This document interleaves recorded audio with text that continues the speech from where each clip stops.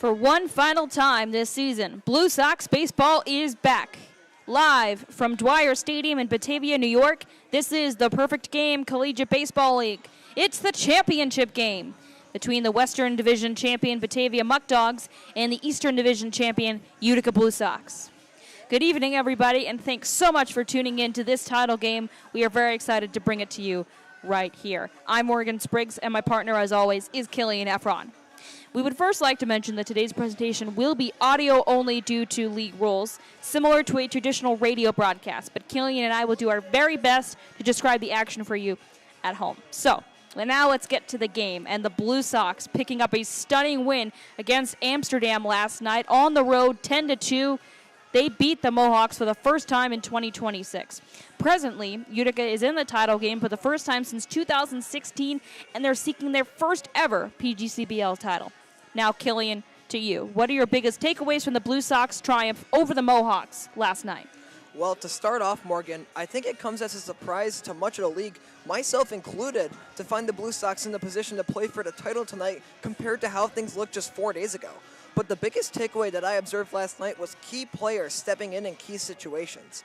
We saw some elite defense step in when the pitching gave up some hard contact. Kevin Francella with his 2 consecutive picks of smoked line drives, and then Michael Flasher and Anthony Peritano, both making incredible throws to get key outs. The bats stepped up too. Connor Jones with 4 RBI, including a 3-run shot getting in on the action, and the pitching, driven in part by 6 beautiful innings from Wes Maximo on the mound, did their part in shutting down Amsterdam and contributing to the Mohawks' lowest run total scored this season.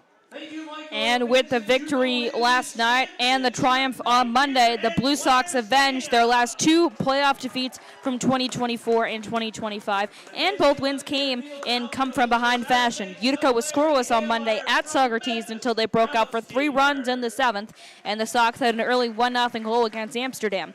What were the biggest factors you saw in Utica's comeback performances in the postseason, Killian? Well, Morgan, the resiliency of the Blue Sox is really what stands out to me. They never panicked, and they stayed calm. Most importantly, they were ready to capitalize on the mistakes of their opponents. They took advantage of runners on base to put together some masterful offensive innings, some of which we saw yesterday against Amsterdam.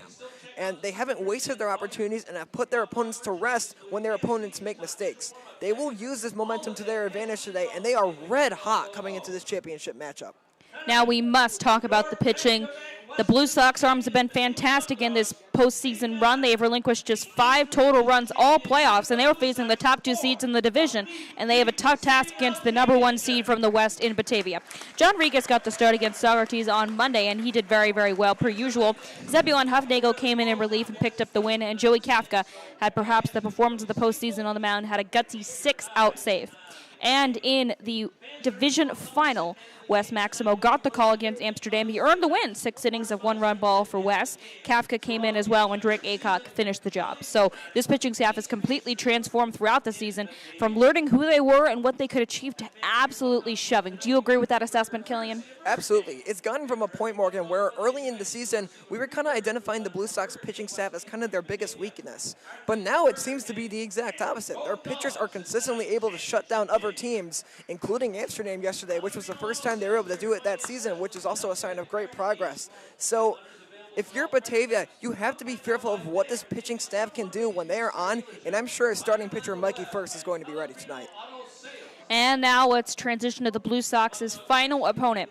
In the title game, the Batavia Muckdogs are their adversary. They are also seeking their first championship, and they've had a great season. Batavia has the best ERA in the league. They have the most stolen bases and most shutouts in the league. They also have the best batting average in the entire Western Division. They're second in the overall league behind just Amsterdam. So they can hit, they can run the bases, and they most certainly can pitch. So what does Utica need to do to take home the trophy in the end? Morgan, I'd say they just need to beat themselves. Treat this like any other game.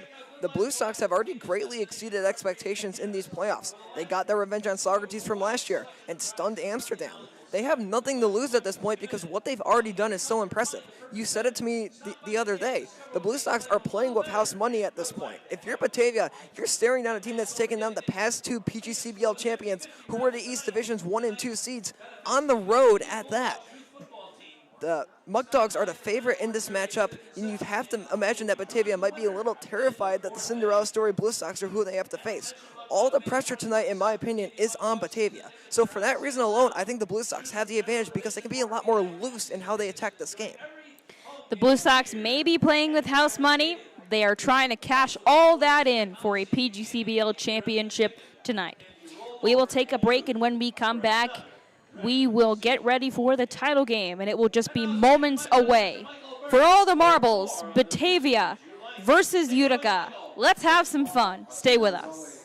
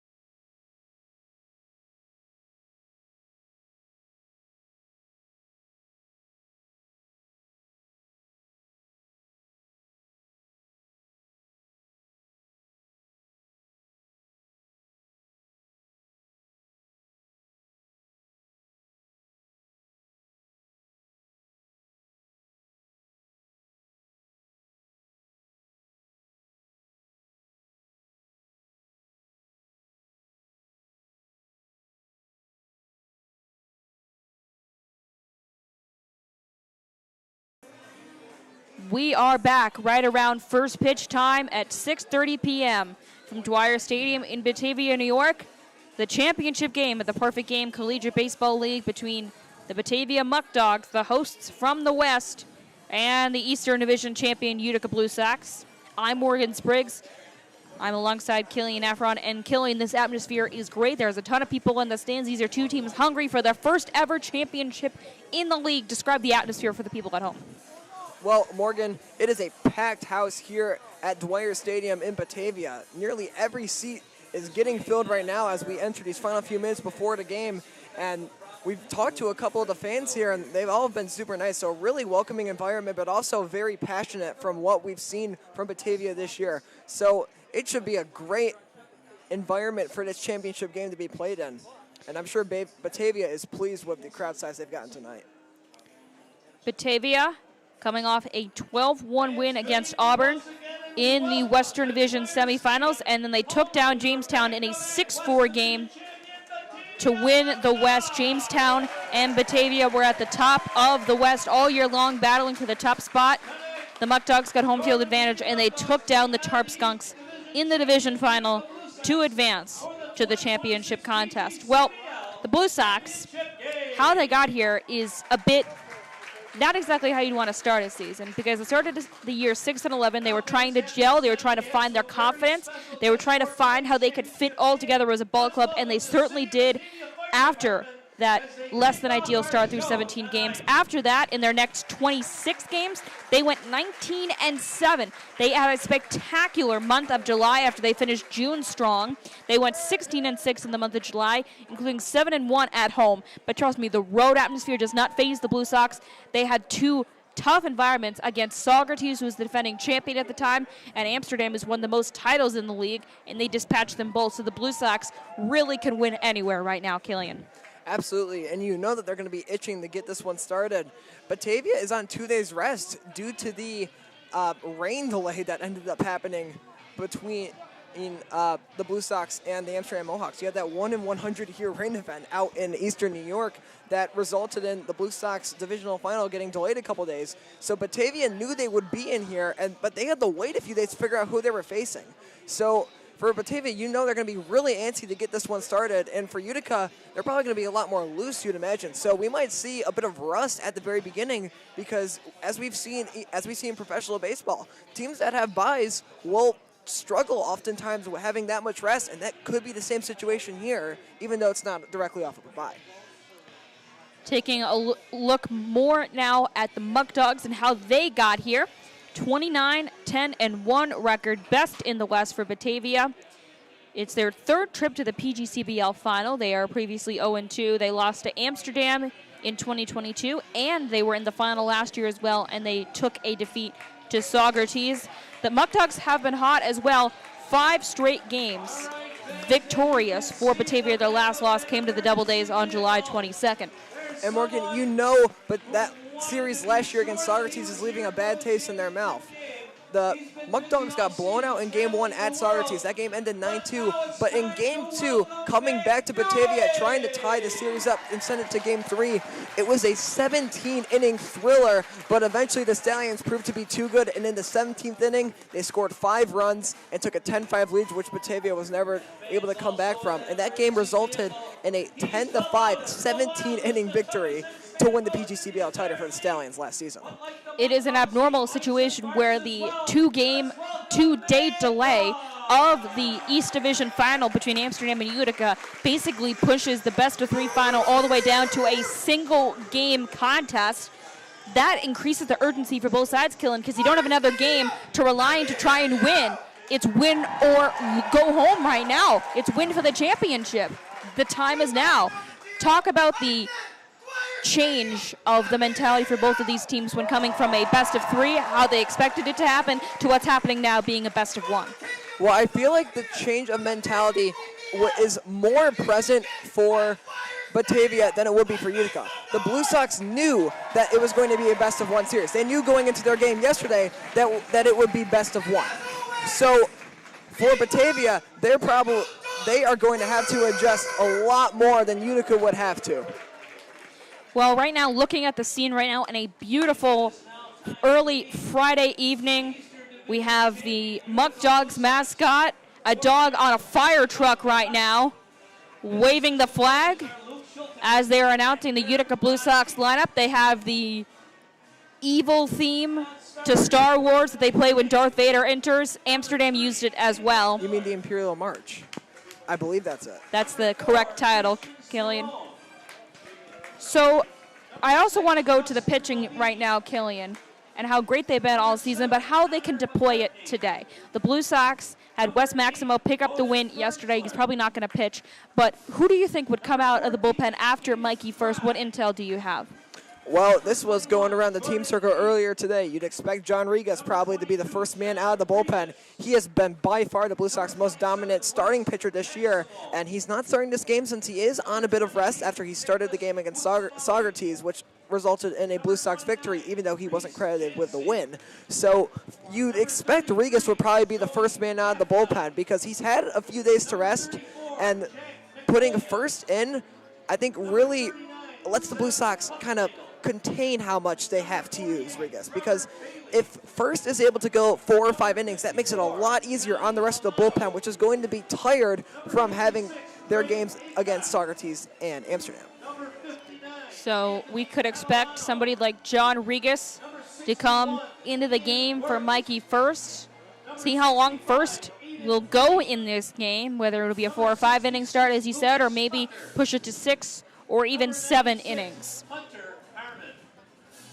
Blue Sox, their victory over Amsterdam was considered a shock because they went 0-8 against them in the regular season. The best record in the league, the Mohawks coming in, and they laid an egg in the final of the division yesterday. They were scoreless from the 2nd to the 7th after the home run by Taylor Belza in the 1st. They scored 1 run in the 8th, and then they were shut down in the 9th by Drake Aycock. I mean, that performance was the best of the entire year. 10-2, Blue Sox beat Amsterdam. That was so shocking, but it was so emblematic of how great this Blue Sox team has gotten over the year. What do you think? Now, Morgan, 5 of those Blue Sox runs, though, did come in the form of the long ball. And we know that the dimensions at Shuttleworth are not exactly the hardest to hit the ball off. It's 280 to the left at that park. So, you know, for Utica, the long ball probably isn't going to cut it today. You got high fences and a deep park, similar to their home field, O'Donovan Stadium at Renane Field. So, for Utica today, you'd have to imagine they're going to have to be a lot better with their placement hitting because they didn't quite have the best placement on their fly balls yesterday. And if they're going to get extra base hits, that's going to be the way they have to do it today.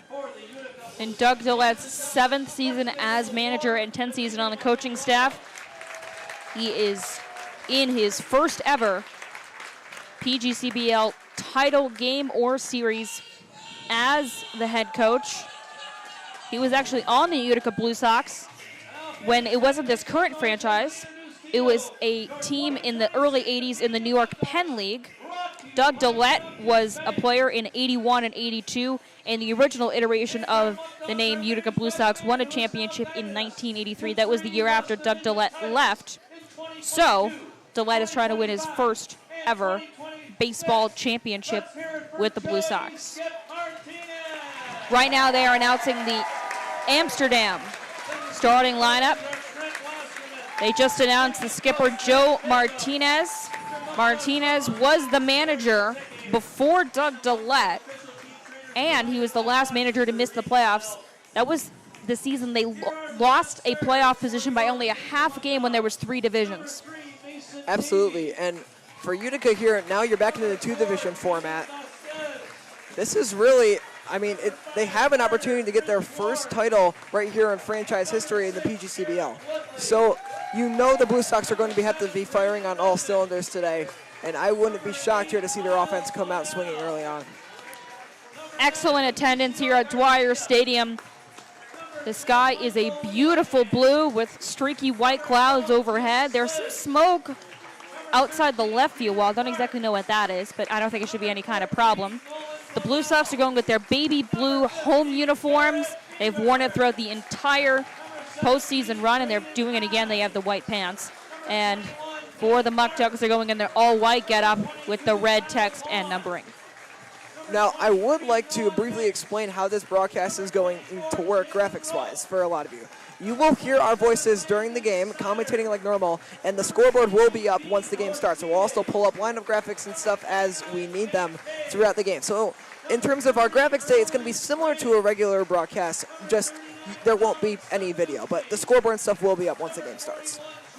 I mentioned this when the game started, but just to remind again, it's a traditional radio broadcast, so we will be providing extra description with our voices because you cannot see it video-wise. So we will do our absolute best to bring you right into the action here at the PGCBL Championship. We thank you so much for supporting us all season long.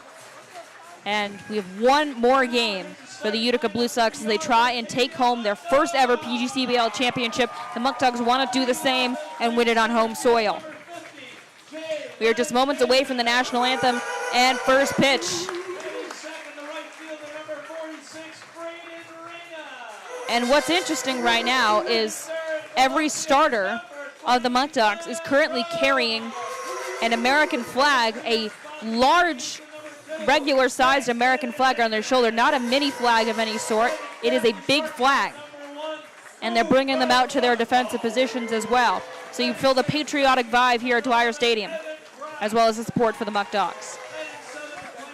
And this fan base has been loud and proud already early. The game hasn't even started yet, Morgan, so you know that this environment, they're very proud of this Muckdog team, and you can expect them to be loud as this game goes on. Also, another note about the pitching staff, the Muckdogs, as well as Gavin Chandler is starting. Also, you could expect for the late innings that Garrett Beaver is usually their setup man, so he usually goes the 8th inning before the closer, and then Eric Woodley has been the closer all year long. He was actually a setup man last year with the Muckdogs and now has transitioned into being the 9th inning guy. We will now pause the broadcast for our national anthem. As we welcome back 15-year-old Miles Meyer for his performance up.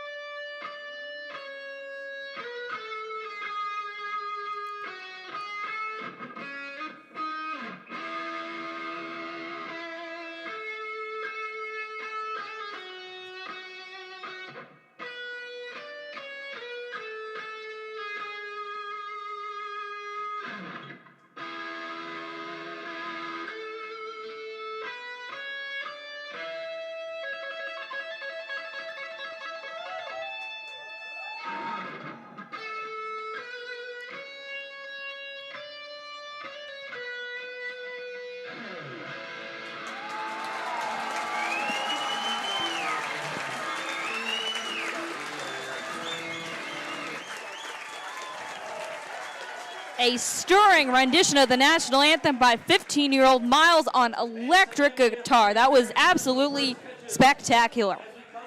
Morgan, I don't think it would be a stretch to say that's probably my favorite national anthem I've seen in really anything this year. I mean, that was incredible. That was wonderful. We are now having the ceremonial first pitch before this title game. Batavia and Utica both hungry to win their first championship, and we are inching closer and closer to first pitch from Dwyer Stadium.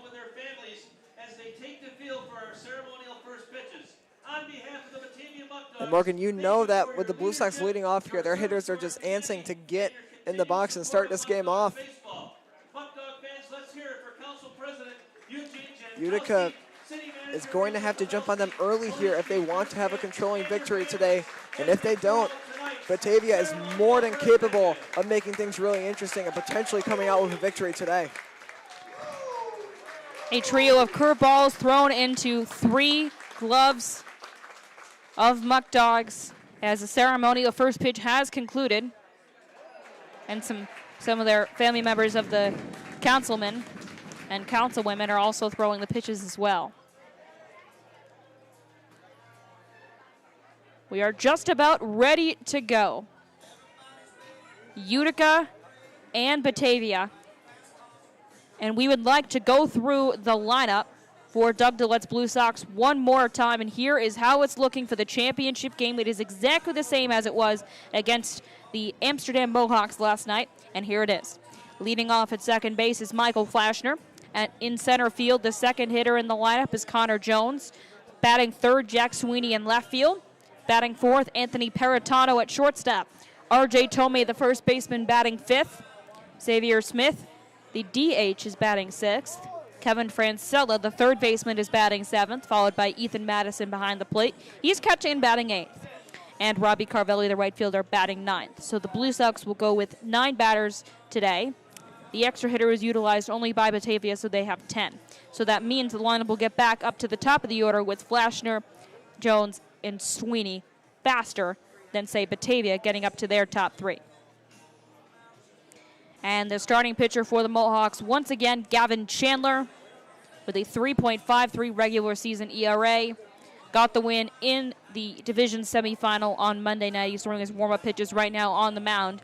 And after a rainy, really soaking wet week in which rain delayed the East semifinal and rain sprinkled throughout the games this week for the Blue Sox, this is an absolutely spotless day, Killian. And should we expect any rain? Absolutely not. I mean, it is a perfect environment today for a baseball game. Nice and warm, not a cloud in the sky. Like we said earlier, you got some slight winds blowing in, but that's really it in terms of weather impacts. It is a beautiful day here at Dwyer Stadium for this championship game, and you know both teams just want to get things started. Now let's take a look at the defensive lineup for Martinez's Batavia Muckdogs. Here's how they line up with the leather. Catching for Chandler is Romick. Quintero is at first base, Brock is at second, Russell is at short, and Inman is at third. In the outfield, left to right, Brooks, David, and Reyna. The designated hitter is Socorro, and the extra hitter is Ramos. And striding to the plate is Michael Flashner. He is ready to go, coming in with his .343 batting average with 8 doubles. Huge stolen base threat with 17 stolen bases leading the club. He also leads the team in walks with 37. The Staten Island native is ready, and here we go. First pitch from Gavin Chandler is taken in for a strike, and the game is underway, 0-1. Flashner also tends to draw a lot of walks, but Batavia doesn't issue very many walks, so this should be a great battle here. Here comes the 0-1 pitch. Flashner shows bunt and misses it, 0-2.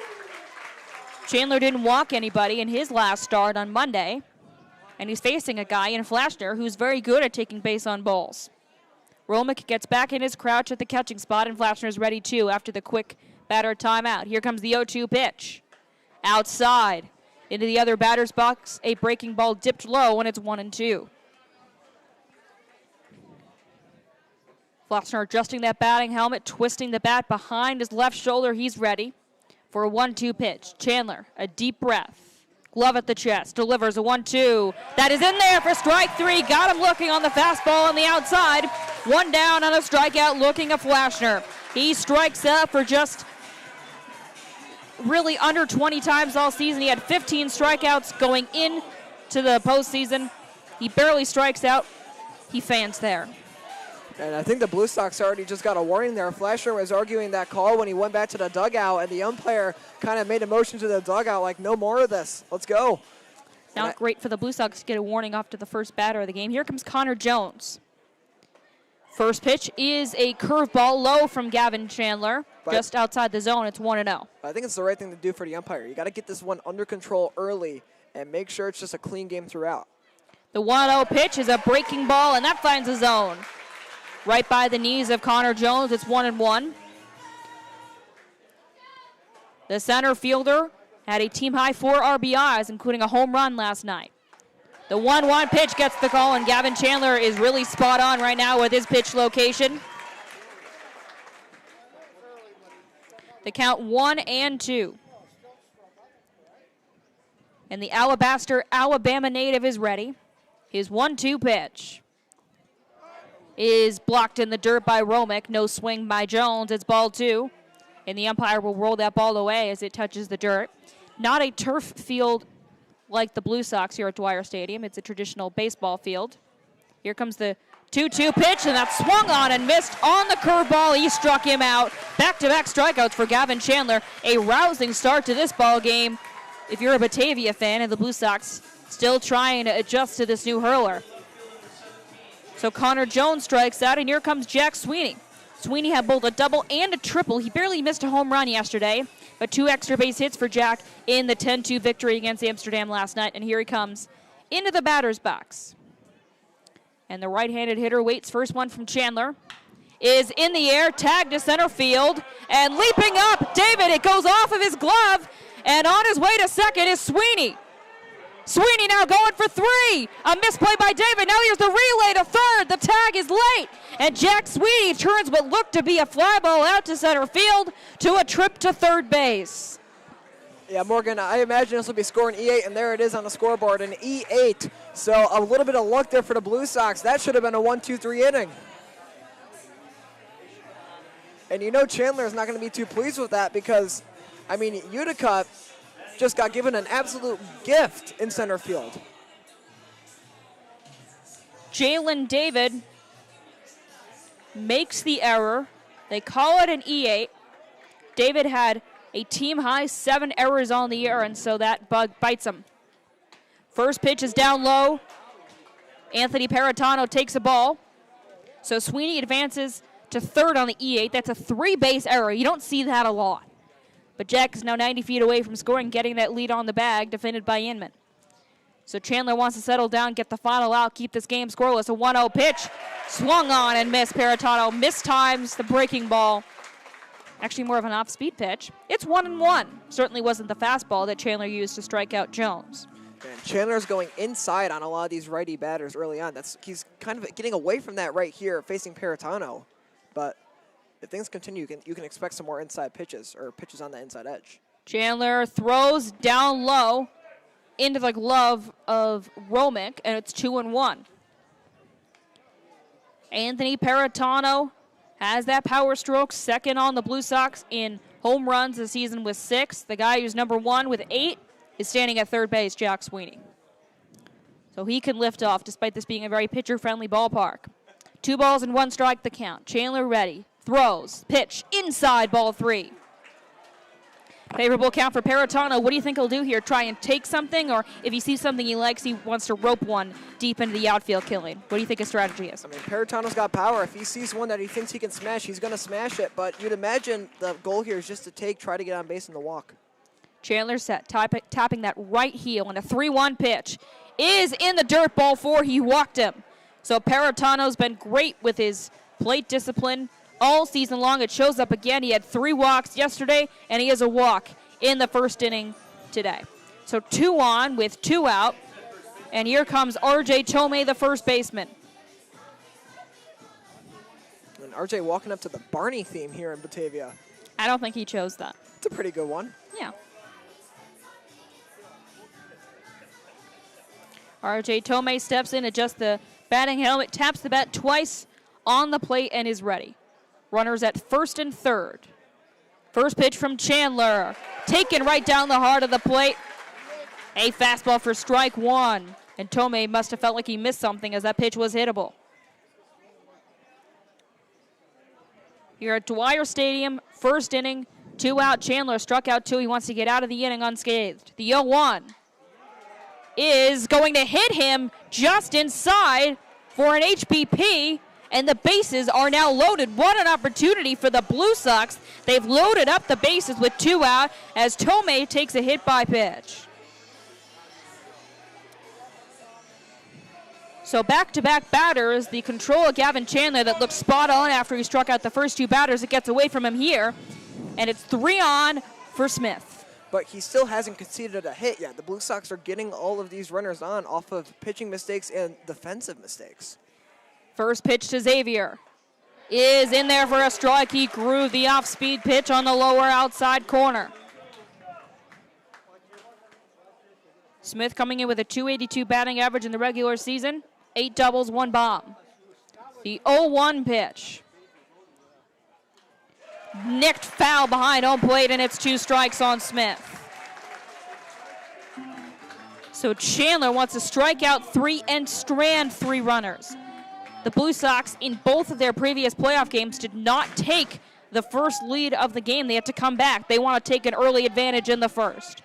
0-2 the pitch. And Smith takes strike 3, and that's the top of the first.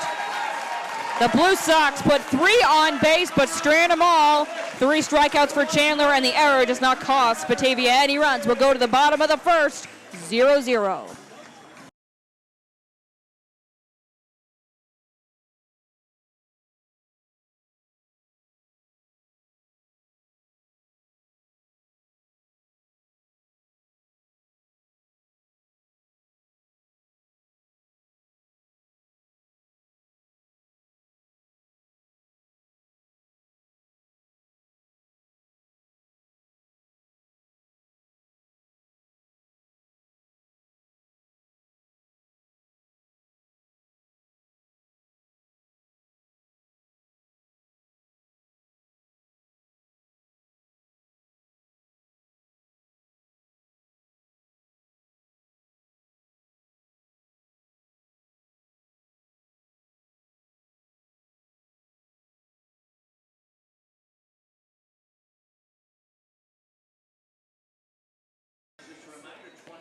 We are back in the bottom of the first inning, 0-0 as the Blue Sox come up empty despite putting 3 on base. The starting pitcher for the Blue Sox, it is Mikey First.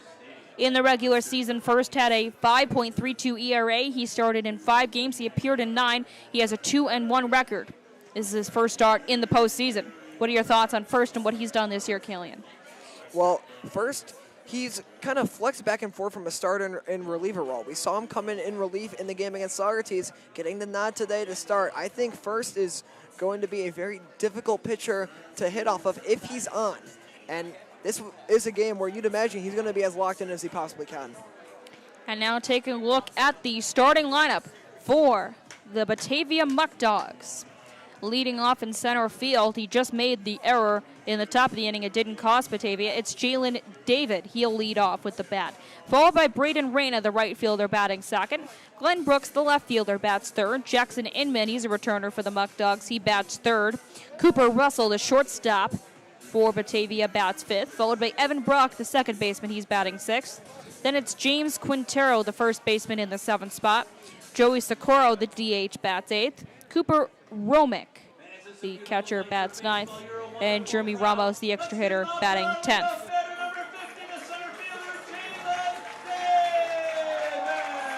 David is ready, adjusting the dirt in the right-handed batter's box. Gave a couple fist bumps. One to Ethan Madison, the Blue Sox catcher, and one to the home plate umpire.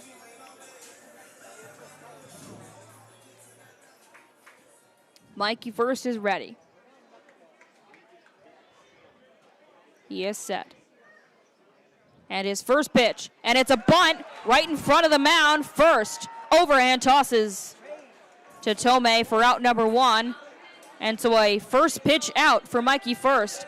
And here is the defense for the Utica Blue Sox.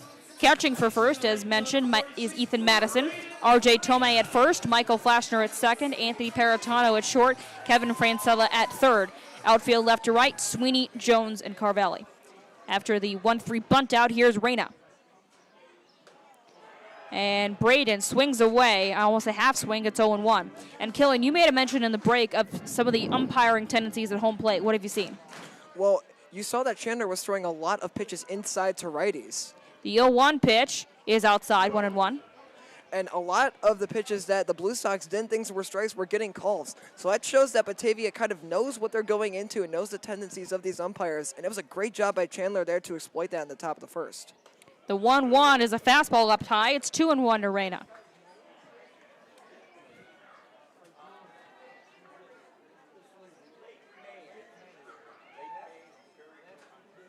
Reyna from Rochester, New York. And a 2-1 pitch is just outside, ball 3. And the 6'2" junior has the count in his favor. Nobody on after the bunt ground out to the mound. 1 gone, just getting underway in the bottom of the first. And the 3-1 pitch from Mikey first is in the air, right field. Make that right center field, carrying back. Connor Jones makes the catch for out number 2. That ball was nearly out of the ballpark in the right center alley, right at the 400 mark, but Connor Jones had a beat on it. 2 out.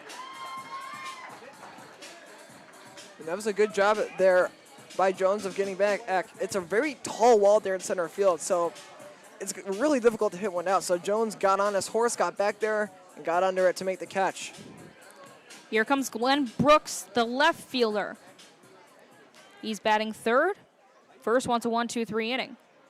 First pitch to the 394 hitter is outside for ball 1.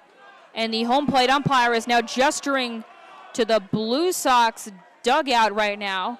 He is saying something that I can't tell. Batavia crowd out begging for whoever the offender was to get thrown out. Do you think maybe it was somebody in the crowd that said something? I would say probably not. I mean, the Blue Sox, they look pretty agitated from what was going on at the top of the first, so I would not be shocked if it was somebody in the dugout that was responsible for that. Count 1-0, and the pitch from first is up high. A fastball almost over his head. Glenn Brooks has had a great season. Leads the club in triples with 5. He also has 2 home runs and 5 doubles, a 394 average for Glenn. Waits for a 2-0 pitch from the Blue Sox starter. First ready, set, kicks, delivers. In there for a strike, 2-1. So the Blue Sox, I feel like, got to settle down. They have some fervor in them. They've really been feeling the fire, and already a couple of warnings issued to Michael Flashner. They got to be careful. 2-1 is outside, ball 3, a little high. But Killian, what do you see from the Blue Sox mindset right now? I mean, the Blue Sox, they got to get back into the mindset that they were against Amsterdam yesterday. Just relaxed, and that's what let them get those runners on base and get those big hits. Right now, they're just playing a little too tight. Swing and a miss. It was a home run cut for Brooks, trying to lift it over the wall in left field. He comes up empty. It's 3-2. Brooks not a huge walk hitter, just 11 walks at 24 strikeouts. The count 3-2 in the pitch. And he gets hit. And that's a hit by pitch to put a runner on at first.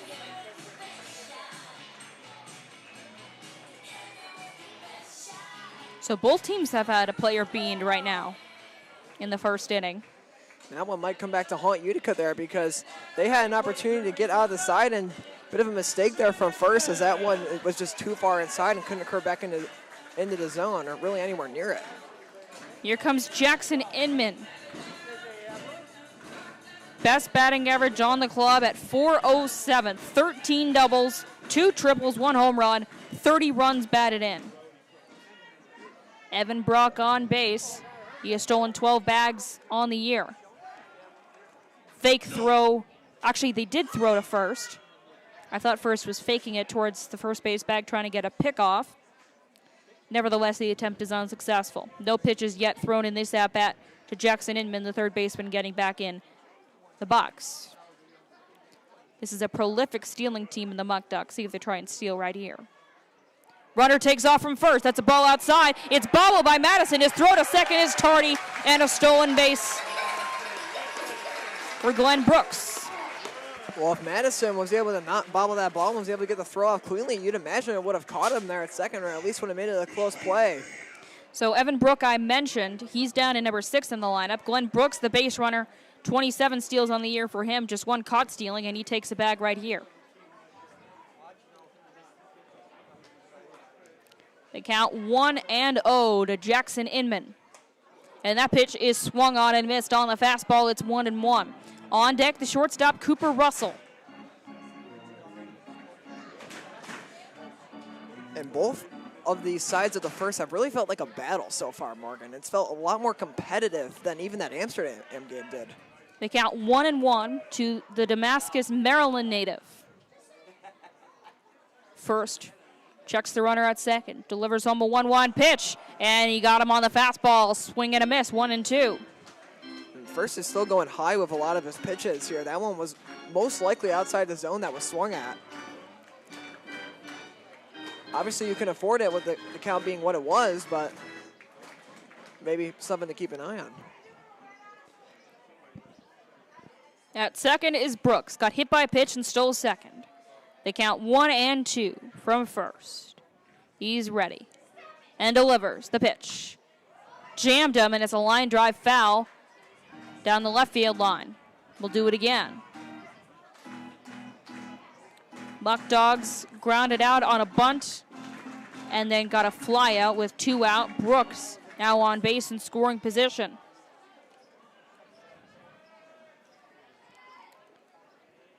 First, not in his set yet, staring at home plate, now has the sign. Here comes a 1-2 pitch again to Inman. And that ball is flown foul to the left side and well out of play over the stands. So a couple of foul balls for Inman. Pesky at bat. And this is something that we saw the Blue Sox do yesterday against Amsterdam, where they would really run up the counts of these at-bats and really just run up the pitch count. So far, Batavia doing a great job doing the exact same thing Utica was exploiting yesterday against the Mohawks. First ready. Third straight 1-2 pitch. Outside for a ball, 2-2. Well, you can afford to take a ball there. You can tell that was kind of the idea. Just try to get him to chase that one high. He's already gone after a couple that were on the higher part of the zone. Inman, good plate discipline for him. 26 walks to 15 strikeouts.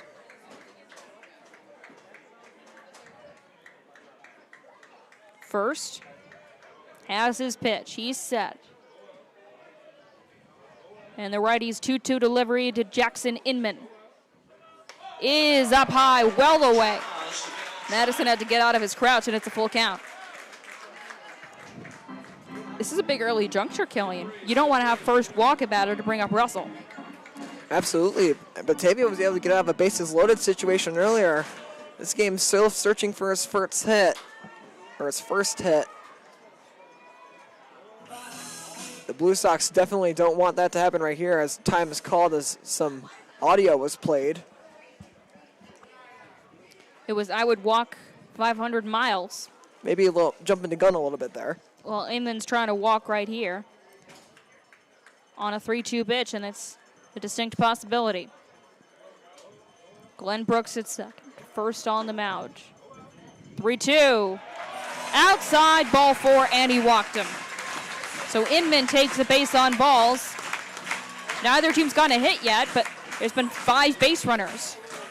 And first is showing that he's had some control issues early on in this game. A lot of his pitches in that at-bat were outside the zone. I mean, if Inman doesn't swing at any of those pitches, he's walked at least 3 pitches before that. Here comes Cooper Russell, the shortstop.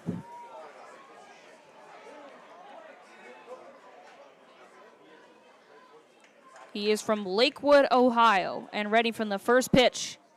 And it's high over his head, ball 1. Another pitch got away from Mikey first.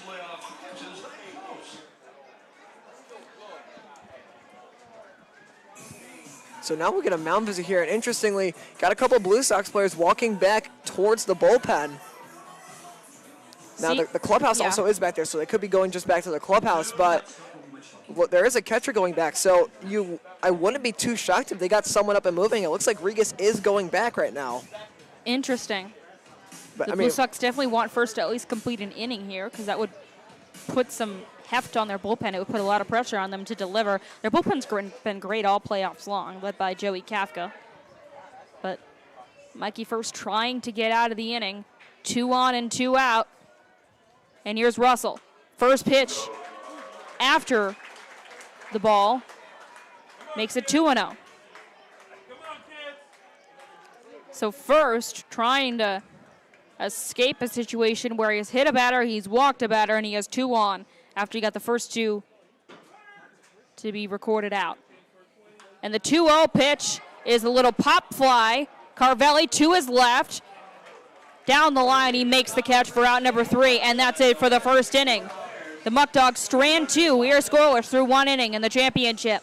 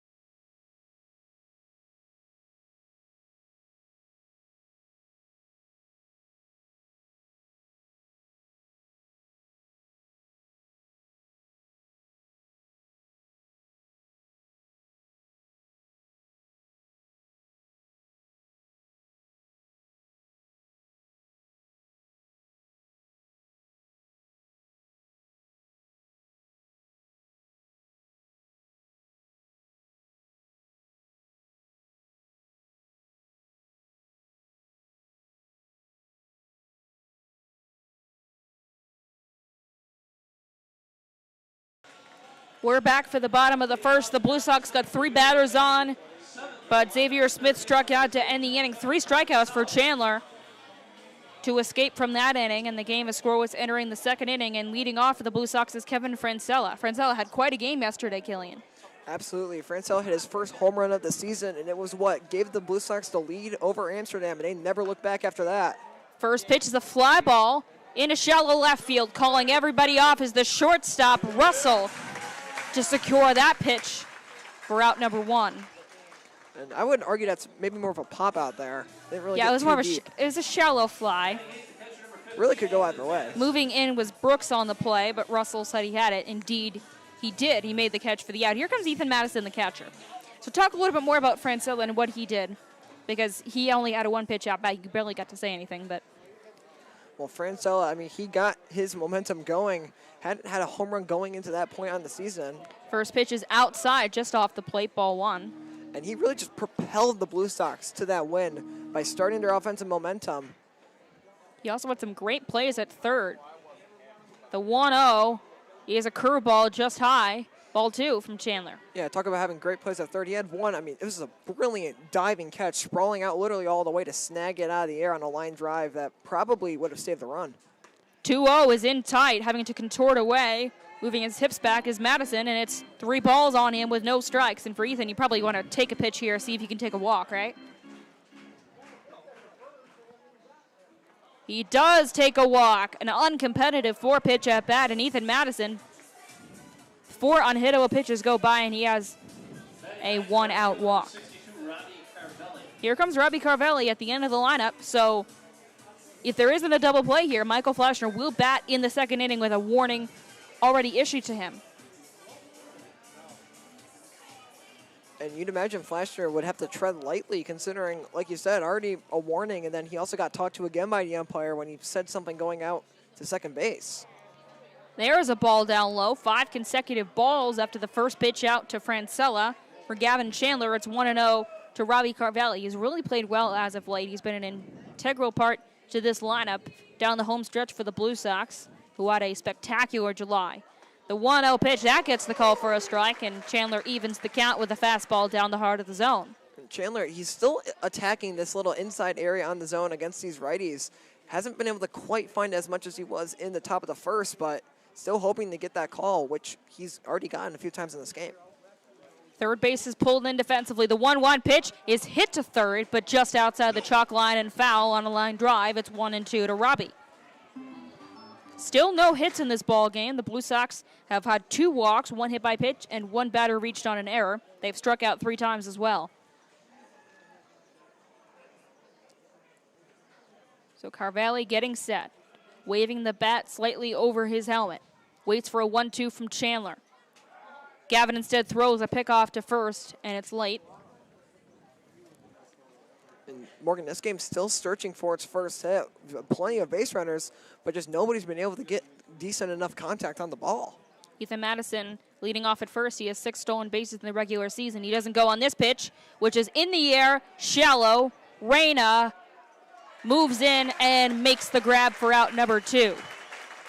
So a couple of fly balls for Chandler, 1 shallow to center, make that shallow to shortstop, and 1 medium into right. And it brings up Flashner. He's 0 for 1 with a strikeout looking in the first inning. That was a call he did not like, and he got a warning because he argued it too much with the home plate umpire. Flashner has that fiery, feisty personality. It got him a little bit in trouble in the first inning. See if he can calm down and get on base with 2 out here. Chandler ready. First pitch to Flash is taken for ball 1 on a close pitch. And Chandler's attacking that outside area on the lefties, outside and low. It's really that one specific area against both hands. He's really going after that one section. They count 1-0. And Flashner, a high chopper on the ground to second base, and the underhand flip from Brock to Russell gets the force play at second base, and that retires the side. We go to the bottom of the second, the Blue Sox scoreless. Batavia coming up.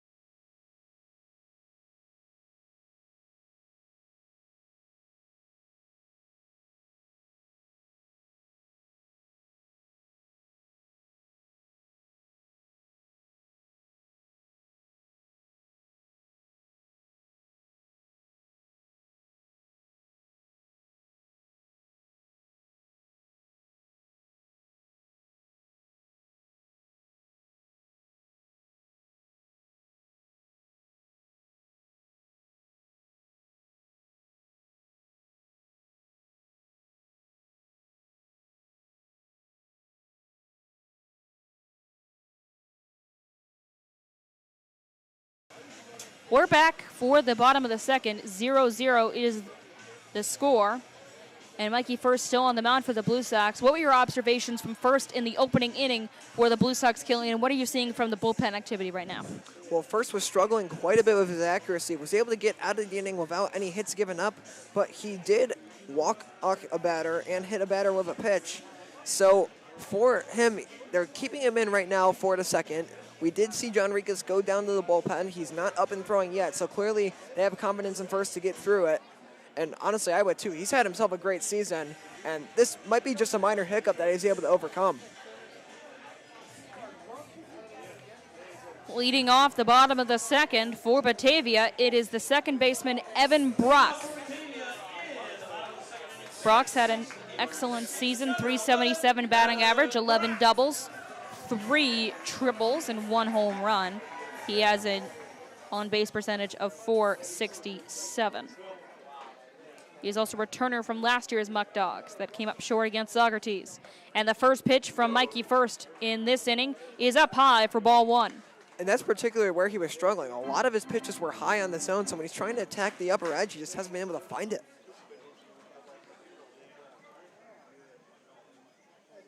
1-0 pitch is swung through and missed. Got by on the fastball. Brock, native of Rochester, New York, and he goes to SUNY Brockport. The junior stands at 6 foot and 0 inches. Brock at the plate, Quintero coming up. That pitch is low and away, ball 2.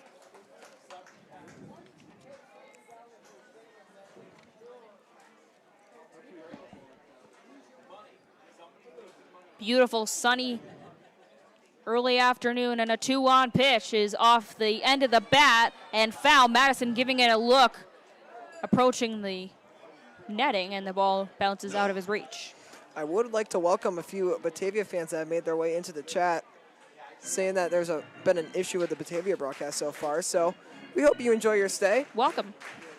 Doing a radio broadcast here tonight due to league rules. We welcome everybody listening.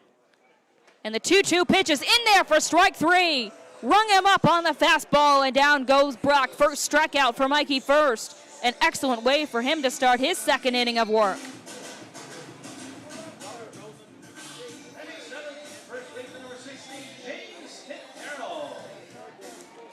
And Morgan, I will say the walk-up songs from a lot of these Muckdogs have been really good so far. In the air tonight is an excellent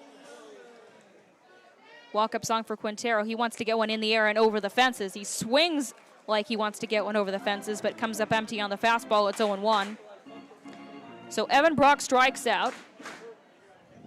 Tied for the team lead in strikeouts on the year, so he strikes out again. The 0-1 pitch is on the ground, pounded into the dirt, but foul off third base, and it's 0-2. And if that ball had stayed fair, that would have been extra bases. That one was rolling right to the corner. Probably would have only been 2 since it was going towards left, but Blue Sox getting lucky there that they didn't just concede the game's first hit. 2 strikes already on Quintero. The first baseman, first looking for back-to-back strikeouts. Can he get it here on this 0-2 pitch? Mikey is ready.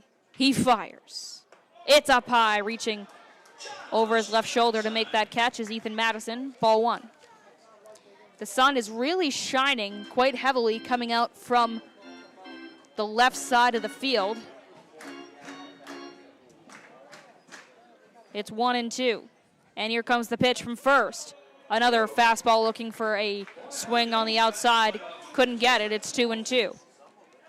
On deck, Joey Socorro, the DH, as Batavia goes through their first trip up and down the lineup.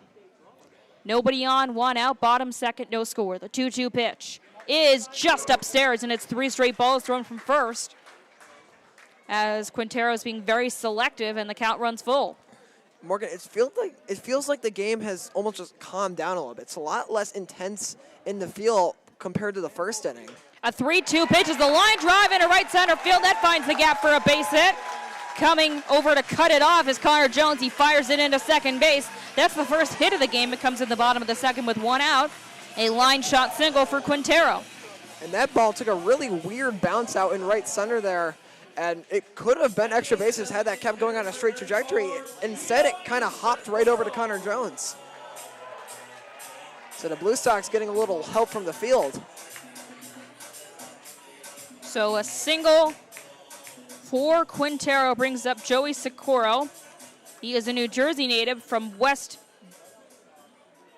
Deptford, New Jersey. First pitch. Big swing and a miss on the fastball, 0-1.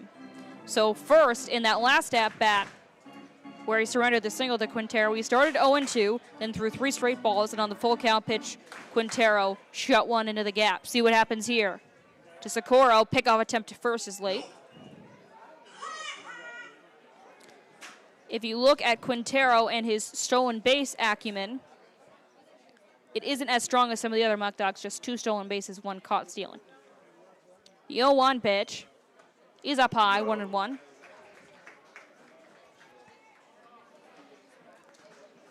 On deck, Cooper Romick, the catcher.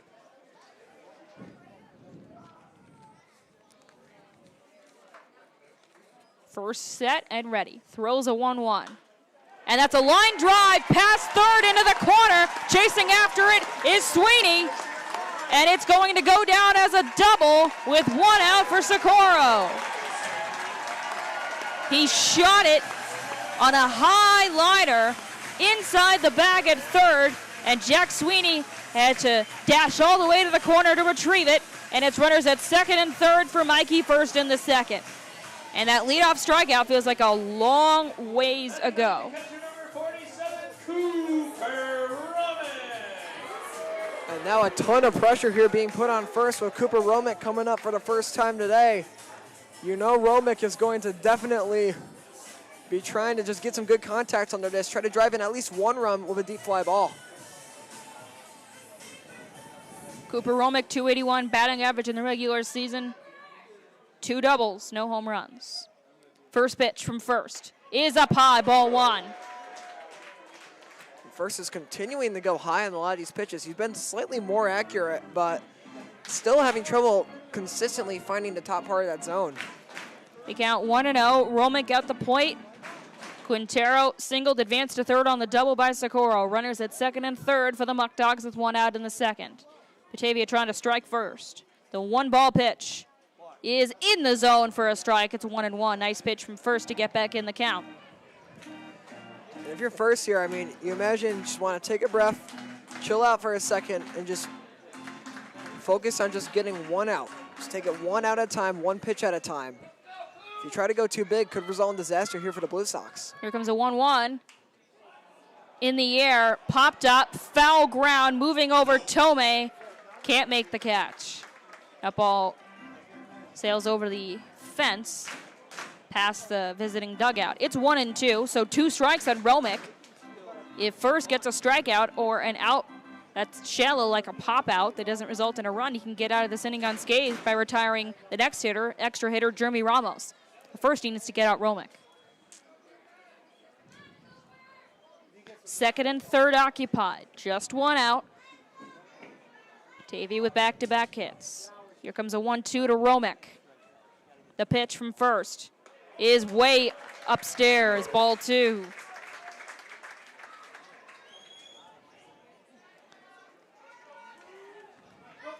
Getting back in the box is Romick, tapping the plate. And now slings the bat over his shoulder. They count 2 balls and 2 strikes to him. First is ready. He delivers to the plate. Swing at a fly ball, right center field. Chasing after it is Jones. He tracks it. He hauls in the catch. He spins and guns a throw home to the infield. Tagging up and scoring from third is James Quintero. A sac fly for Romick. It is 1-0 Batavia in the second. Well, we said it, Morgan. That's exactly what the Muckdogs needed. Just get some good contact, send it deep into the outfield. And for the 3rd postseason game, the Blue Sox have the early advantage given to their opponent. They have trailed to start every postseason game, and in the previous 2, Amsterdam and Socrates, they've come back. They're going to have to come back to win the title here. Sac fly for Romick, scoring Quintero. Socorro stays at second, and it's 1-0 Batavia with 2 out. Here comes Jeremy Ramos. And a first pitch, fly ball to the left side, tailing out of play, 0-1. So that's now 2 hits here for Batavia. Blue Sox, they've had to come from behind in every one of their postseason games so far, but you can't let Batavia get too many runs in. Now, the runner on second did have to stay put, but a good hit here would make it 2-0, so Blue Sox have to be very careful. The 0-1 to the extra hitter coming from first. Swing and a miss, it's 0-2. Mikey has 2 strikes on Ramos. He's looking for a strikeout to bookend his second inning, just like he started the inning. He retired Evan Brock on a K. Quintero then singled. Socorro then doubled. And Romick brought home Quintero in the sac fly. Count 0-2. First ready. Delivers the pitch. Up high and away, ball 1. So first is trying to go with some stuff outside to get swings, especially when there's 2 strikes. And these have been patient Muckdogs, Killian. And absolutely, and that's really what they're going to need to do throughout this game today. Just have enough patience and let first miss the zone, because he's had trouble finding it throughout the game so far. 1-2. That pitch is just outside. A close offering, and it's 2-2. That was a pitch that first would have loved to have there, and it was certainly a close one. But the home plate umpire says ball 2.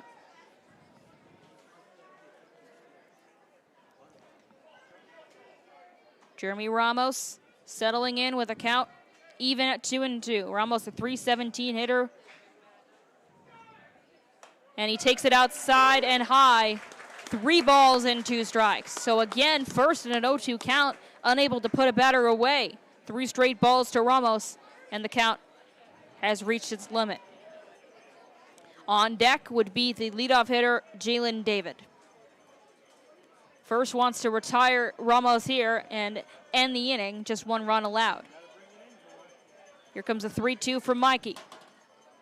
Swing and a miss. Got him on the heat, and down he goes on a hack. Ramos is done in the second inning.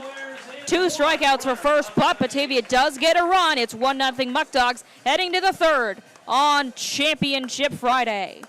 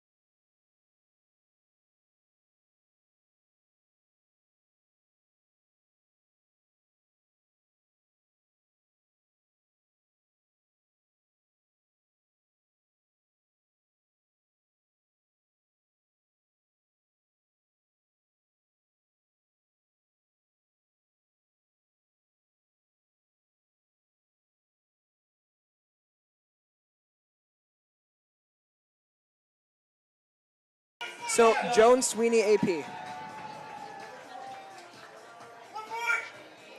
We are back in the third inning. And for the play-by-play action, Killian Efron. Go ahead, Killian. Well, it's a 1-0 Batavia advantage following 2 after Batavia knocks through the game's first 2 hits. Connor Jones leads things off for the Blue Sox. The center fielder already struck out back in the top of the first. His second time today, going up against Gavin Chandler.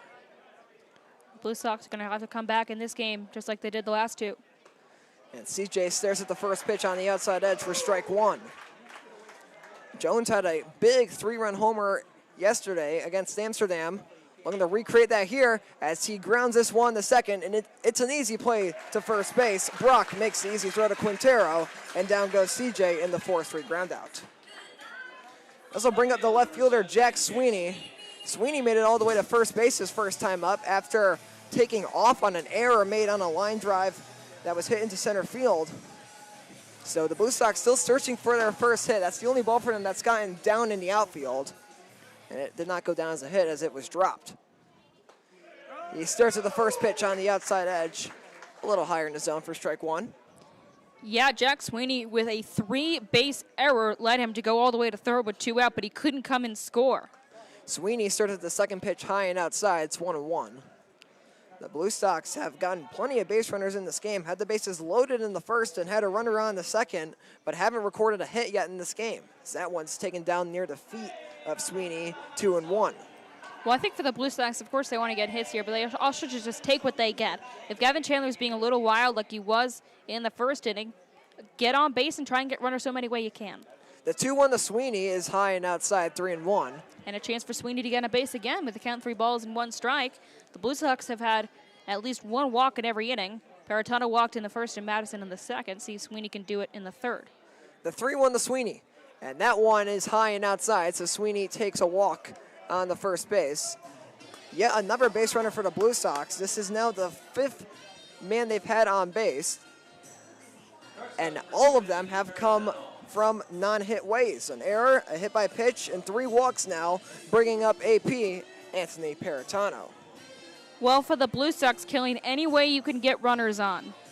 All that matters is the runs. The Blue Sox got a lot of big hits against Amsterdam, several home runs. Doesn't look like home runs are going to be much of a possibility given this ballpark, though it is possible. Just get runners on and try and find for a way to get them home any way you can. Sacrifices, walks, anything you can do. Blue Sox haven't been really able to spot any of their hits into the right spots today. It's the reason that they have a 0 in the hit column here through 2. That first pitch catches the outside edge for strike 1. Paratano, the right-handed batter, facing the lefty pitcher in Chandler. Their second time meeting today. Paratano walked his first time up in the first inning. Here comes the 0-1 from Chandler. He takes a breath, checks on first base, and delivers. And delivers to first base. An attempted checkup, trying to keep Sweeney on the bag. Sweeney likes to take off when you least expect it, so it's a good decision from him. That's a solid checkup. Jack Sweeney, 16 stolen bases the regular season, just one behind Flashner. It remains 0-1. Here's the pitch to Paratano. And he takes that one down low, 0-2. Paratano's 1-1. Paratano is one of those guys that walked Killian. He has a very patient approach at the plate. He loves hitting with his pink bat. It's just been a staple for him, and he's had such a great year in so many different ways. The 1-1 here to Paratano. Sweeney takes off for second. It's grounded. Opportunity for a double play. Sweeney's in safely. The throw to first is in time, so they do turn one of them. Sweeney is only safe because he took off trying to steal the bag. That was a tailor-made double play ball to shortstop. And it goes down as a 6-4-3 one-out play. RJ Tomei comes on up to some Alvin and the Chipmunks as the selected walk-up song here by Again, I don't think Batavia DJ. Yeah, I'm saying I don't think Tomei selected. I mean, I think he came up to Barney in the first inning too.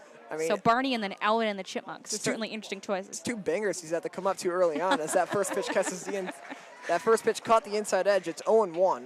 Scoreboard here says 1-0, but the umpire definitely signaled a strike. So 0-1 here to RJ Tomei, the first baseman. He got hit his last time up, so his at-bat was cut short in a painful way.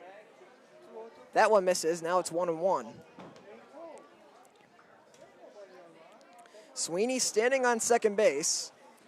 See what the Blue Sox can do with 2 out and a runner in scoring position. They had that same shot in the first inning, but couldn't capitalize.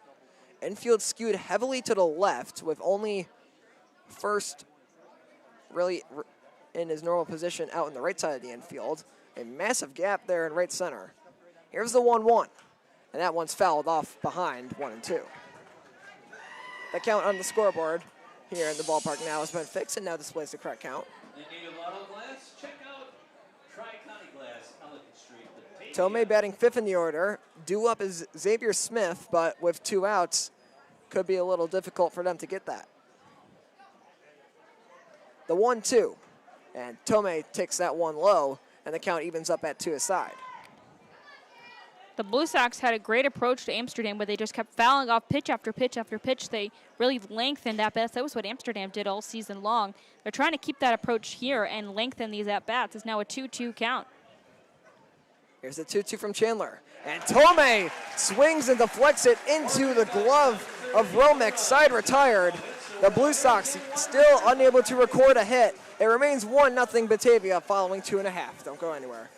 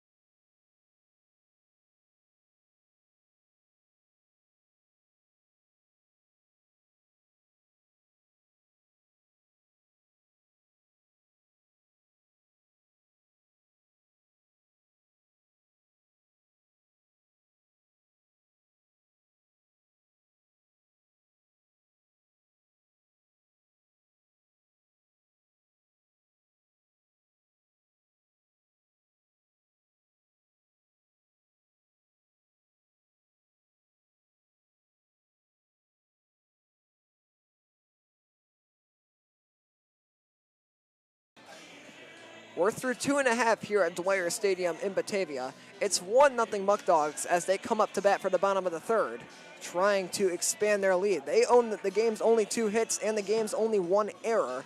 Jeremy Ramos will lead off for the Muckdogs, and a new pitcher in for the Utica Blue Sox, it's John Regas. Well, Killian, John Regas has been the ace all season for the Blue Sox. He started the division semifinal against Socrates. He went 5 1/3, did not get credit for the win, but had the pitching to do that. He struck out 4, he walked 3, got to be careful with that. He allowed 2 earned runs. Regas is the only pitcher that's been named to the midseason all-star list for the Blue Sox all season long. They had 3 batters named to it, but just 1 pitcher.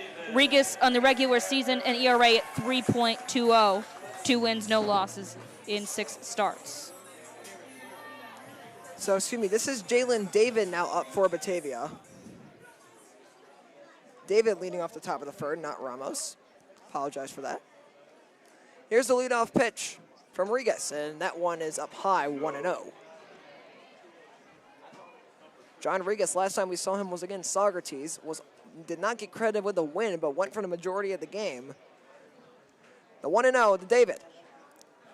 And that one missed outside, 2-0. David, we saw him lay down a bunt earlier on in the game and get caught trying to go to first base when his bunt rolled directly to Mikey First on the pitcher's mound. David just trying to execute some small ball early on. It didn't work, but interesting strategy. The 2-0 is in there on the upper edge of the zone for a strike, 2-1.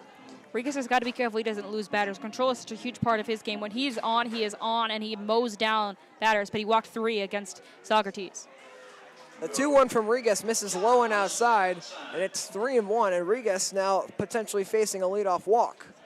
After Jalen David, it would be Braden Reyna, the right fielder.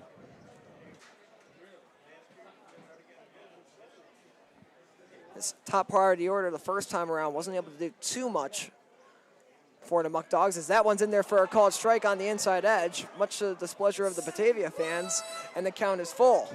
Well, David inched his body back as if he was taking a ball inside, perhaps trying to buy ball 4, but it didn't work.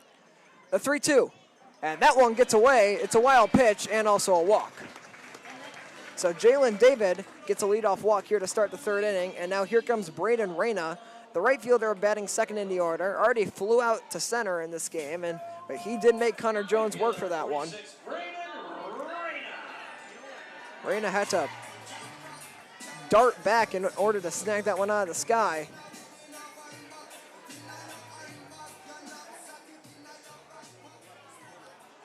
After Reyna, it is Glenn Brooks due up. That first pitch from Regas to Reyna misses down low. It's 1-0. So back-to-back batters for Regas, and he starts 1-0. He's trying not to make it 2-0 here and get back in this count and assert his dominance on the bump. Regas tries a pickoff attempt at first base to Jalen David. Kind of just a, how are you pickoff attempt. Didn't really stand a chance of getting him out, but just trying to keep him on the bag. It's 1-0 to Reyna, and he takes that pitch on the outside edge, outside the zone, 2-0.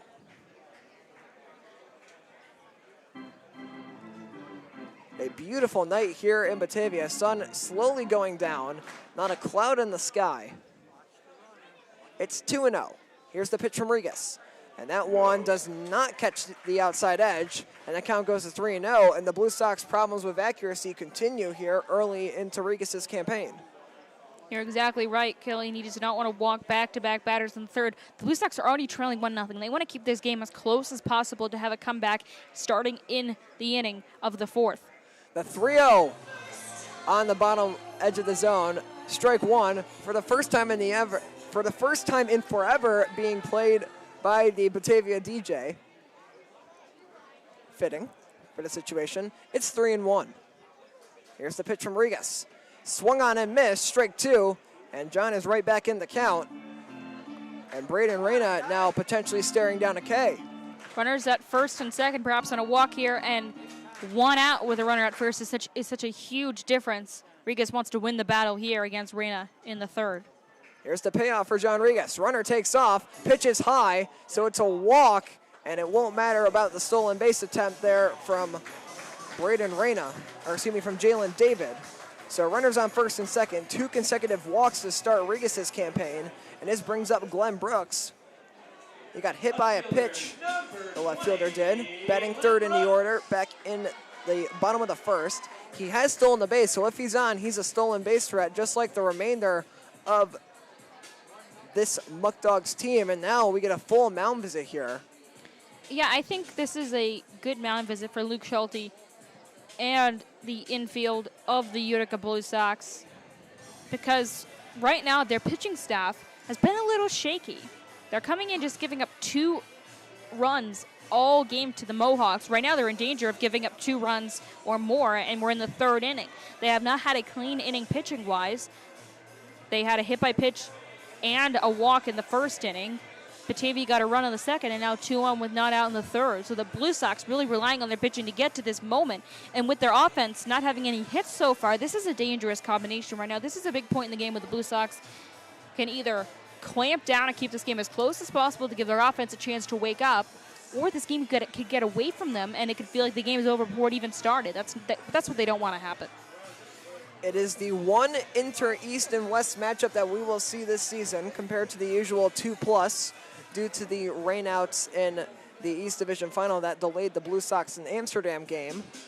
And now, in this lone interdivisional game that is played in the season, Batavia has 2 runners on with nobody down and an opportunity to expand their lead. Glenn Brooks at the plate, the righty, facing the righty pitcher, John Regas. Brooks got hit by first his first time up. And checking up on second base is Regas. Keeping an eye there on Jalen David, who tried to steal a base earlier, but it didn't matter because there was a walk. Brooks finally ready to face his first pitch of the at-bat. He's been waiting for quite a while between the mound visit and the checkup. He shows bunt and lays down a beautiful bunt. This will advance the runners, and he's out at first base. Oh, nearly able to beat that out was Glenn Brooks. But a great job there by Ethan Madison getting the throw off to R.J. Tomei at first base. That retires 1, but both runners are now in the scoring position, and Batavia, off of the sacrifice bunt, has Jackson Inman, the third baseman, who's already walked on the day, coming up with the opportunity to give them a multi-run advantage. I think if you're Regas, try and pitch to get outs. If you have another sac fly to make it 2-0 and keep it at that in the 3rd, the Blue Sox have already come back down 2-0 in these playoffs. That would be probably the best case scenario and the most realistic case. You don't want to have a big hit here. Leadoff pitch is tipped into the ground foul. 0-1. Or tipped rather into Madison as he kind of shaking that one off. Might have made contact with the upper part of his leg. And keep in mind, that was a crazy difficult play for Madison. He got him by a step. If the throw was wild, at least 1 run would have scored. And if the throw was barely late, that would have loaded the bases with none out. That was a tough play by Madison. The Blue Sox needed that first out. Jalen David at third, Braden Reyna at second. Both advancing with the sacrifice bunt. 2 runners in scoring position as that pitch misses down low, 1-1. Jackson Inman at the plate for Batavia. Cooper Russell is after him. A huge opportunity here for Inman to tack on a couple extra runs with only 1 down. The 1-1 from Regas is lined into right field. That'll drop for a base hit and score 1 run. Being held up at third base is Braden Reyna, and it's 2-0 Batavia Muckdogs. Just a good piece of hitting. Jackson Inman singles to the right side. There was a big hole between Flashner and Tomei. That's just a good piece of hitting. And Inman's reached base every time he's come up today. Now with only 1 down, runners on the corners, and Cooper Russell is up to bat. He hit a nice fly ball in the right field that in this situation here would score a run. So all he's got to do is just recreate what he did last time and he'll have an RBI. Leadoff pickoff attempt of Jackson Inman at first base is unsuccessful. 1 out for Batavia in the bottom of the 3rd. Their offense threatening once again. The leadoff pitch is in there for a called strike, right down the middle. Looking at Inman's stolen bases on the season, 11 steals in the regular season. He's been caught stealing 4 times. That's most on the club of Batavia. The 0-1 now coming to Cooper Russell. The pitch. Russell grounds this one, and it is dropped at third. The throw to first is in time. They do get the second out, and the runners will not advance at third. but making his way onto second base there was Jackson Inman. So 2 runners back in the scoring position now for Batavia. It was mishandled by Kevin Francella at third, but he was able to get the throw out to get the runner at first. And now an opportunity with no run scoring on that out as Kevin Francella made another nice adjustment to field that ball. Keep the game 2-0. Give yourselves a chance going into the fourth. If you can retire Evan Brock, that's what Rigas wants to do right here. But runners on base at second and third. Brock holds off at the first pitch and misses outside and low, 1-0. Brock, the last time up, struck out looking. Rigas just wants to get out any way he possibly can, Killian. 3 hits on a day for Batavia. Evan Brock struck out his first time up, which was leading off the bottom of the second. He calls time and steps out of the box to talk things over with himself. Runners on second and third. It is Braden Reyna at third base, Jackson Inman at second. 2 down. An RBI single from Inman made it 2-0. And here's the 1-0. This one's grounded. An easy play for Paratano at second, or at short. But the throw gets away. It'll score at least 2 runs. And it is a 4-0 ball game. An error at short on a seemingly routine ground ball. And reaching second base is Evan Brock. And Batavia is blowing this one wide open in the bottom of the third. The announcer's jinx almost coming into play as the routine ground ball is thrown away in the foul territory. It's ruled an E6, so it's the first error for the Blue Sox on the day. And Batavia has come to life in the bottom of the third. They lead at 4-0. Simply put, an error that you just can't have at that moment. And that could be a play that loses the Blue Sox the ball game, unfortunately. Paratano's been so great all season long at shortstop, but in that moment, he couldn't make the throw. And it's 4-0. It could have been 2-0 into the third. It's very disappointing. 1-0. It's James Quintero up to bat, the first baseman. He already has a single and a run recorded on the day. He would love an RBI hit here to really push things in Batavia's favor. No run rule exists in the playoffs, so Batavia cannot win this game by exceeding the run limit, which they're nowhere near close of doing yet, but with a base hit, it would certainly make it a little closer to what would be that mark in the regular season. That pitch misses low on the inside edge. It's 3-0, and an opportunity here for Quintero to reach base for the second time today, this time in the form of a walk. It's 3-0. John Rigas on the mound for the Blue Sox. A great offensive inning so far for Batavia as Rigas throws a strike on the outside edge. 3-1.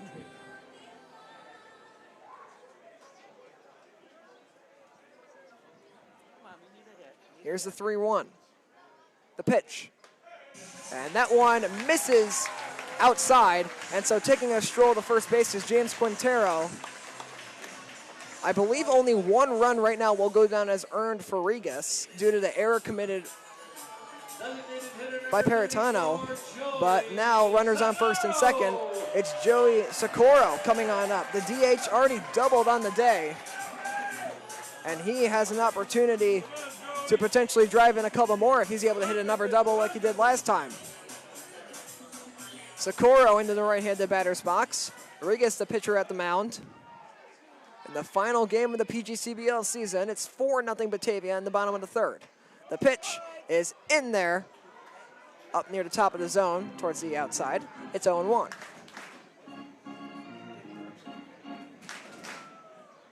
Blue Sox infield playing in their normal positions. The 0-1, swung at and missed by Socorro.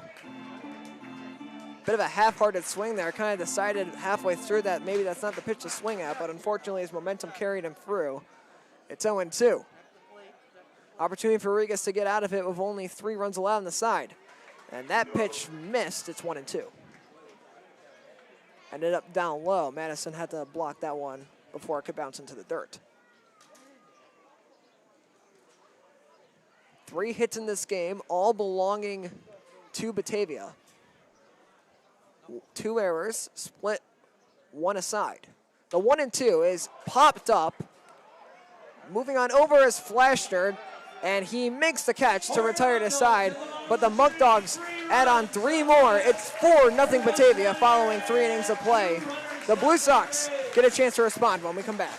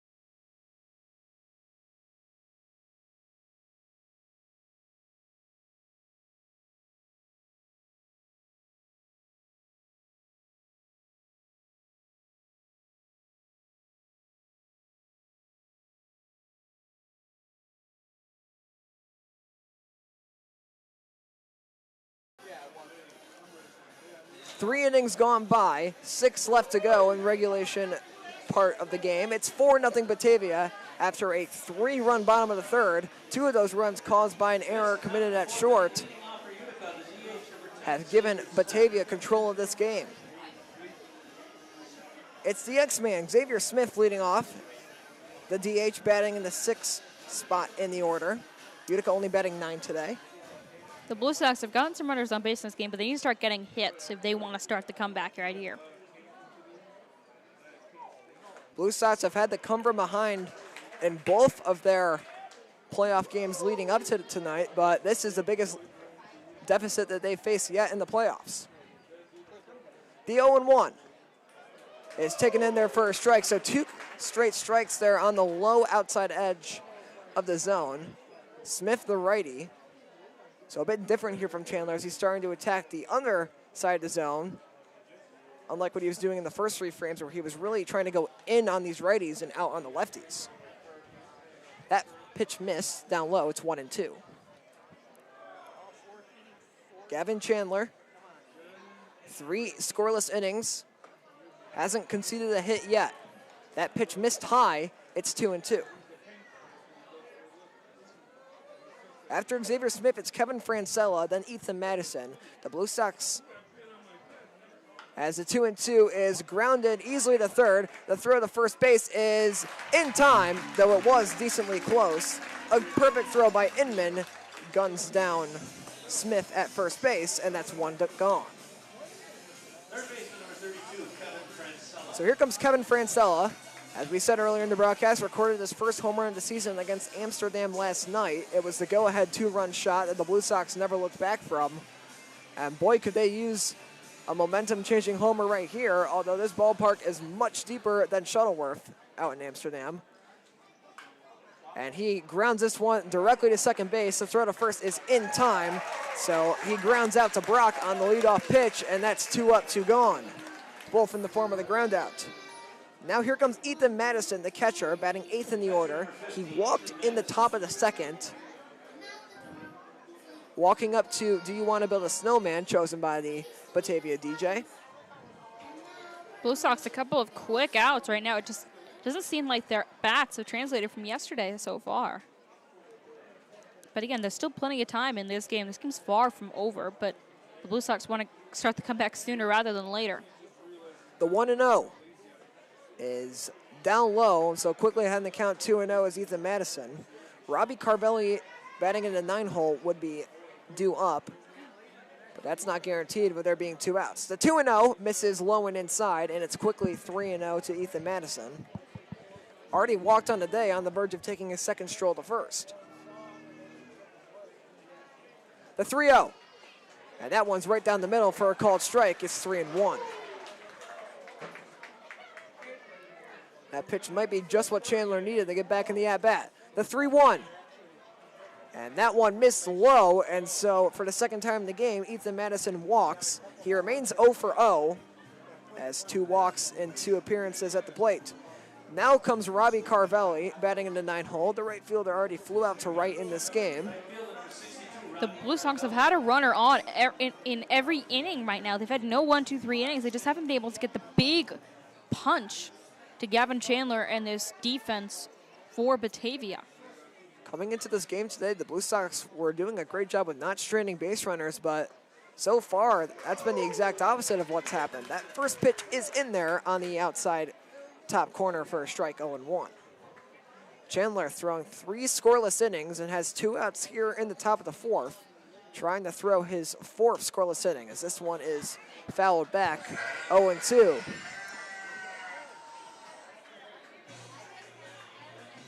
A beautiful evening here in Batavia. The sun slowly going down. Lights not on quite yet at the ballpark, but you'd expect them to come on relatively soon. 0-2 with 2 down. The lefty Chandler versus the righty Carvelli. The pitch.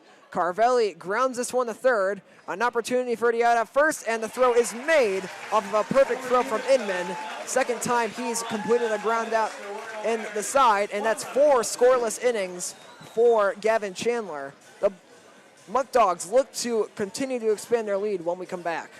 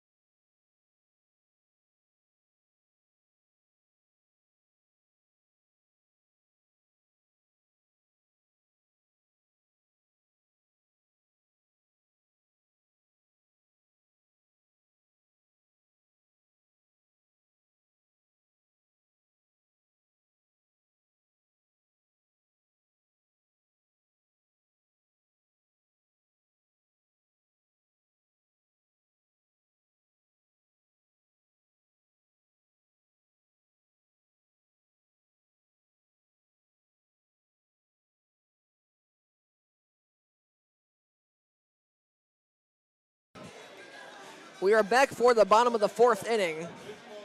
And what has been a Batavia-dominated game so far, 4-0 Muckdogs. Only 2 of those runs being earned against the Blue Sox pitching staff tonight. John Regas in on the mound. His 2nd inning of work, conceded 3 in the bottom of the 3rd, but 2 of those were off of an error committed by Anthony Paratano. It's the bottom of the 4th inning, leading off for Batavia. Catcher number 47, It's Cooper Romick leading on off, the catcher for Batavia in the bottom of the 4th, batting in the 9 spot in the 10-man lineup for Batavia. And here's the leadoff pitch.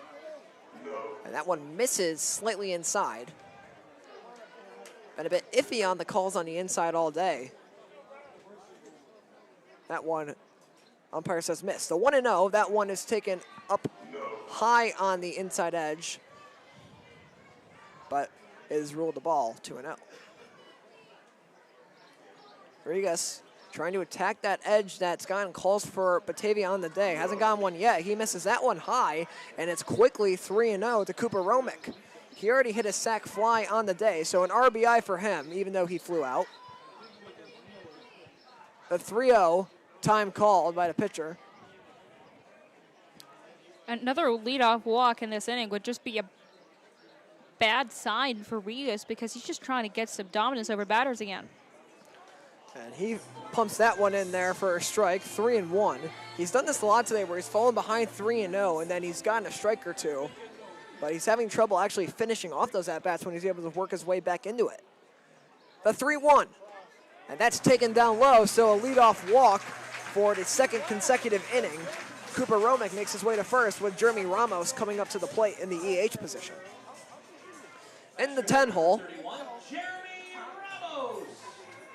That is the 5th walk for Batavia in this game that Romick just took.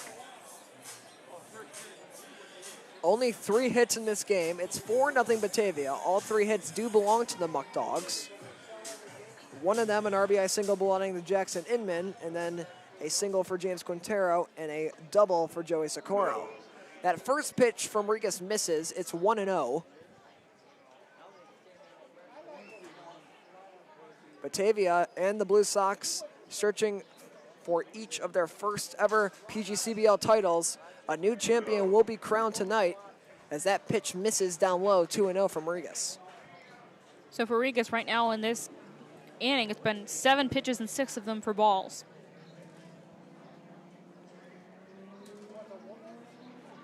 Regas checks up at first and delivers. Showing bunt there was Ramos. He does not make contact.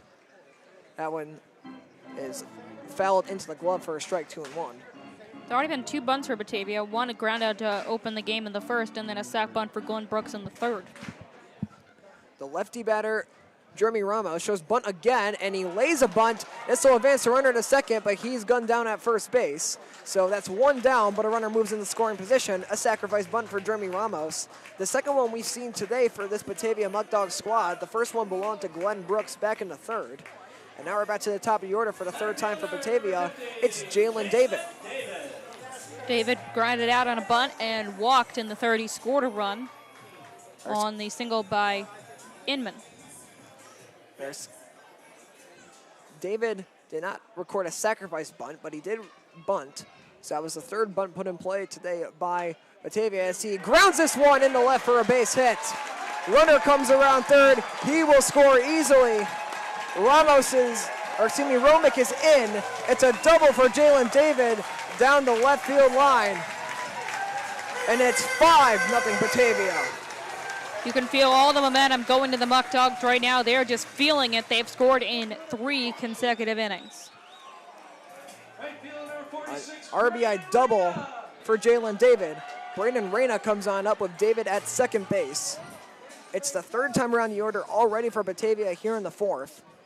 After Reyna, it's Glenn Brooks. Only 1 out. Taking off for 3rd was Jalen David. He's in safely. A stolen base for the center fielder, and he has his first on the day. The 2nd for the Muckdogs. Overall, that pitch didn't miss to Reyna, so it's 1-0. 5-0 Batavia Muckdogs here in the bottom of the fourth. And this one's grounded in the right for a base hit. 6-0 Batavia. David comes in and scores. It's an RBI single, and maybe more. It was mishandled in right field. It's going to turn into at least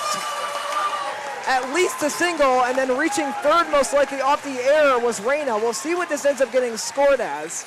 It should be a hit.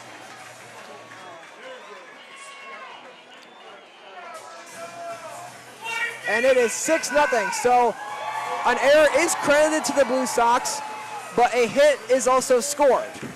So it's a single, and then advancing the third on the air was Braden Reyna. Jalen David scores from third base. It is 6-0 Batavia Muckdogs, who are currently walloping the Blue Sox. And now a mound visit. Trying to talk to Rigas. Could this be the end of his day? Nobody's coming out of the bullpen yet. They do elect to keep him in the game. One down. Glenn Brooks, the left fielder, is coming up to the plate. The Muckdogs.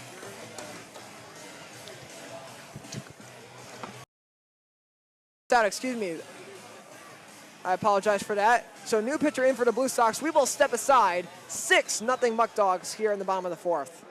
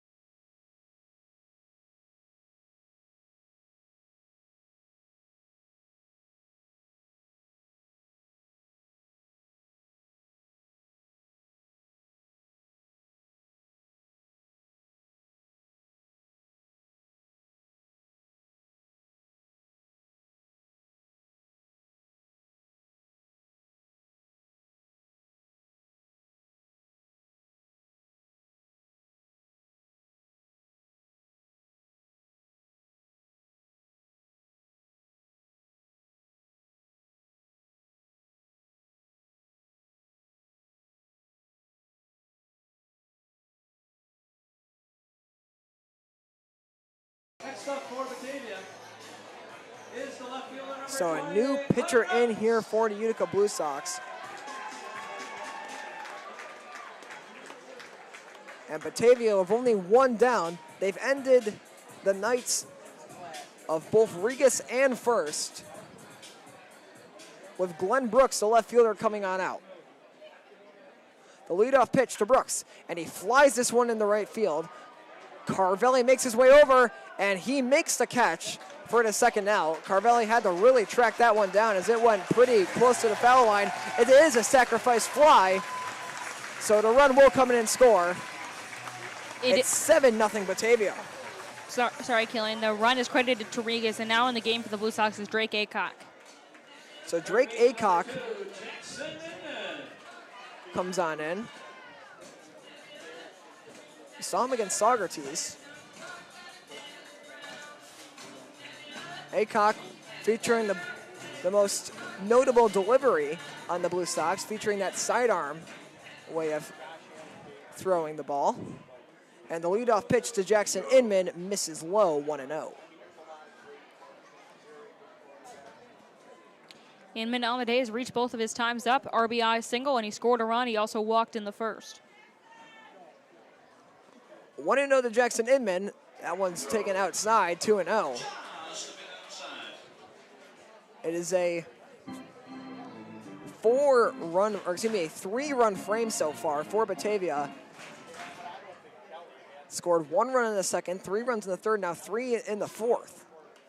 This one is chopped down. They say it went foul, 2-1. It was right to Aycock, so that would have retired the side had they ruled that one a fair ball. The past 3 batters for Batavia have recorded an RBI. Nobody on the base, so it would have to be a home run for Inman to keep that streak going. As the lefty faces the 2-1 count against the righty pitcher with a sidearm delivery, Drake Aycock. 2-1 coming. And that one gets away. Wild pitch, but nobody on the bags to advance. It's 3-1.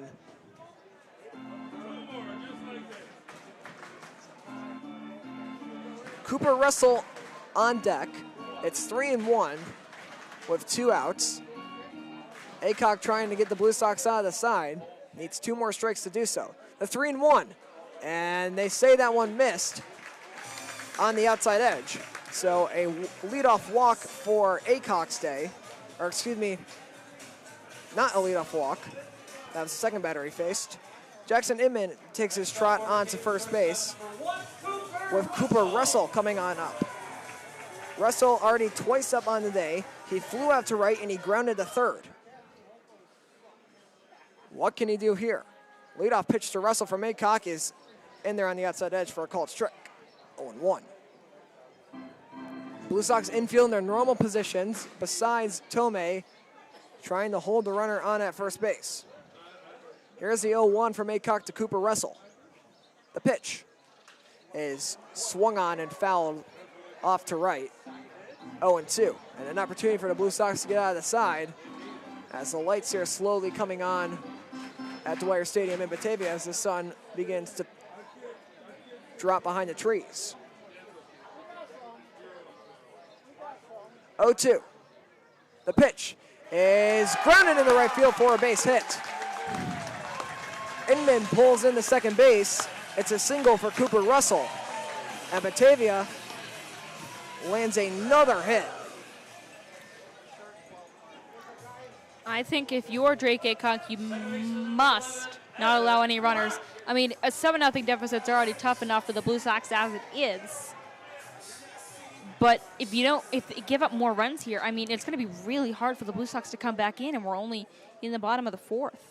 Evan Brock walking up to homecoming by Kanye West, already struck out looking on the day and reached on an error.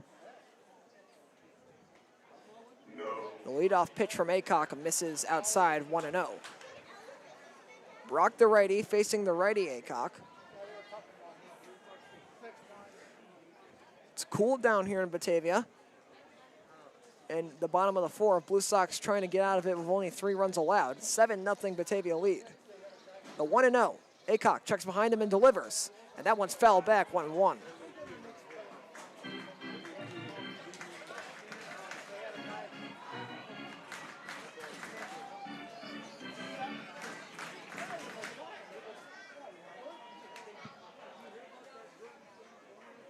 Aycock standing on the mound, takes a peek behind him, and now delivers. The 1-1, and that one's flying back foul.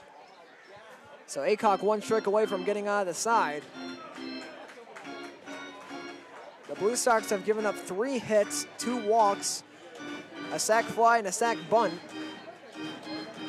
All of the outs that they've gained so far in the side have been in sacrifice form. 1-2 coming from Aycock. Checks behind him once more. Now he delivers. Swung on and missed. Side retire, but the damage is done. It's 7-0 Muckdogs following 4 innings of play. The Blue Sox have to try to start a rally quick when we come back for the top of the 5th inning. Don't go anywhere.